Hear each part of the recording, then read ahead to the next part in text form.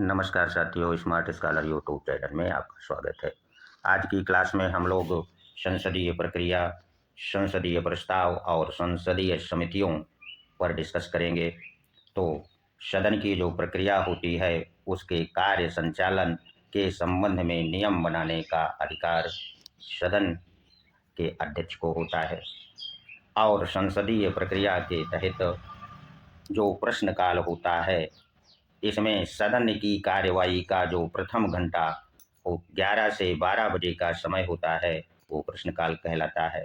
प्रश्नकाल में संसद सदस्यों द्वारा लोक महत्व के प्रश्न पूछे जाते हैं। और ये जो प्रश्न पूछे जाते हैं वे 3 तरह के होते हैं। पहला, तारांकित प्रश्न, जिसका उत्तर संबंधित मंत्री द्वारा मौखिक रूप से दिया जाता है।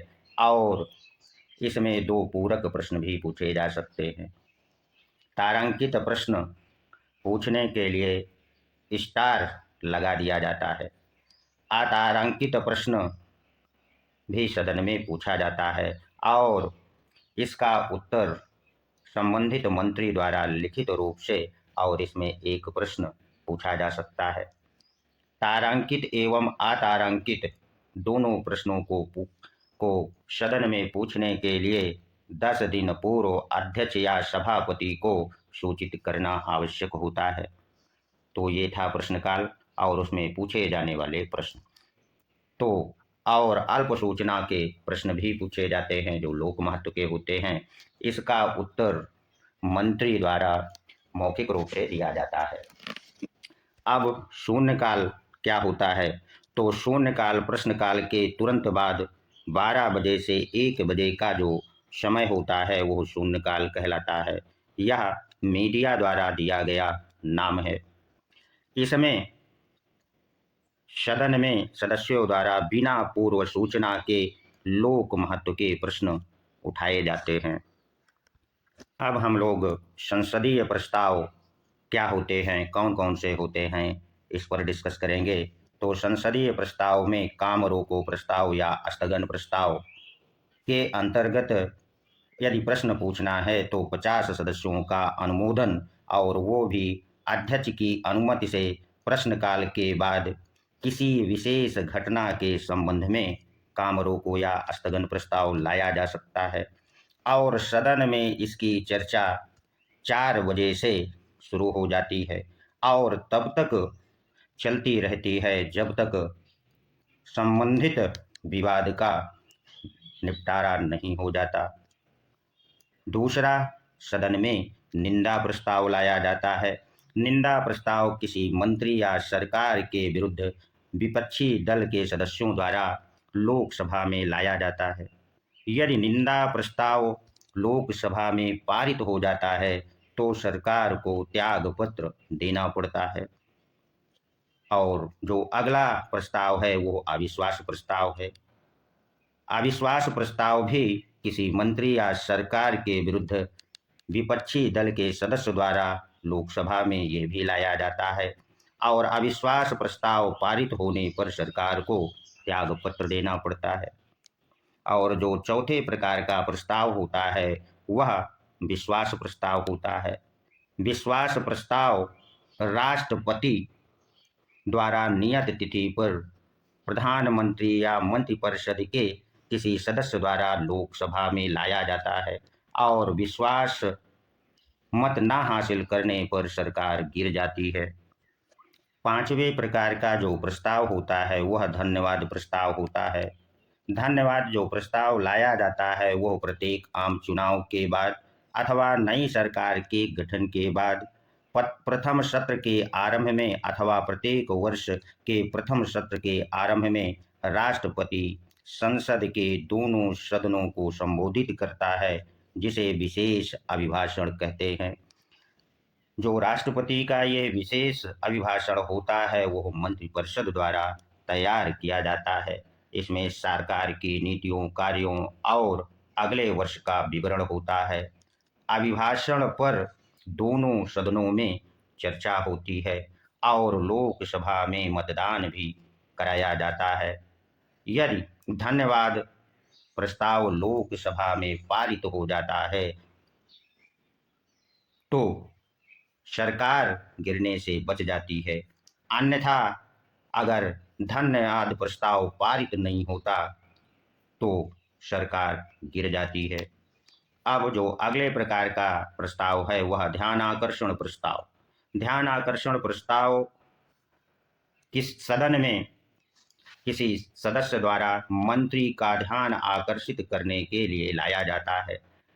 संसद द्वारा जो ध्यान आकर्षण प्रस्ताव संसद सदस्य द्वारा लाया जाता है, इसके लिए अध्यक्ष या सभापति की अनुमति आवश्यक है और संबंधित मंत्री इसका उत्तर तुरंत देता है या इसके लिए वह समय मांग सकता है।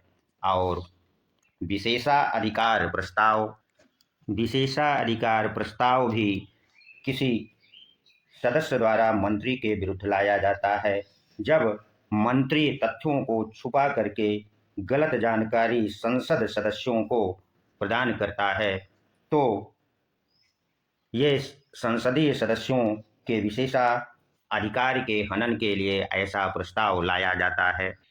अब चलिए हम लोग कुछ महत्वपूर्ण संसदीय समितियों के विषय में डिस्कस कर लें।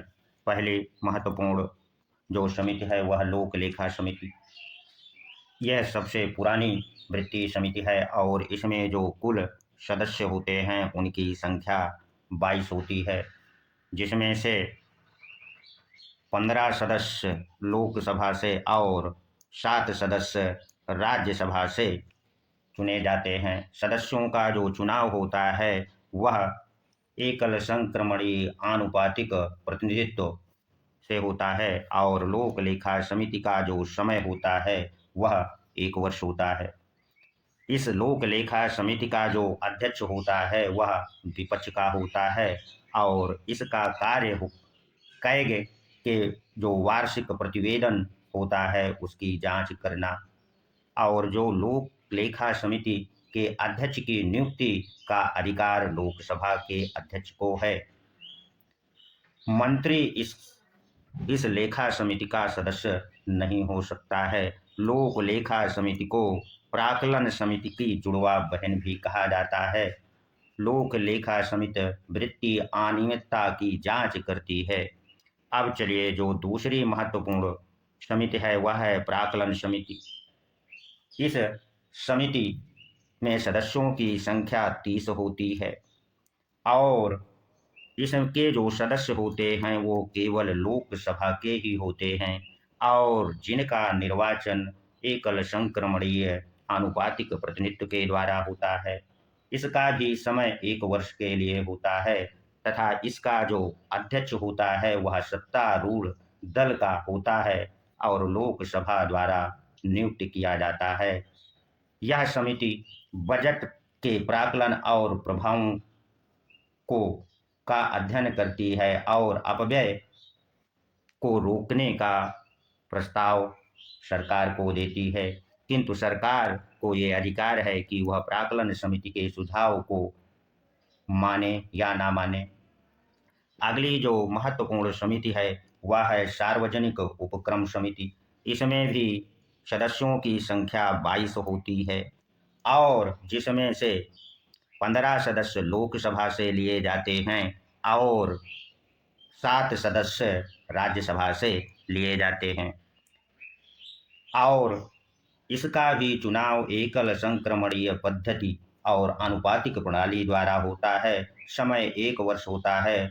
अध्यक्ष जो नियुक्त होता है वो लोकसभा के अध्यक्ष द्वारा होता है तथा इसका कार्य सार्वजनिक जो उपक्रम हैं उनके रिपोर्ट एवं जांच करना।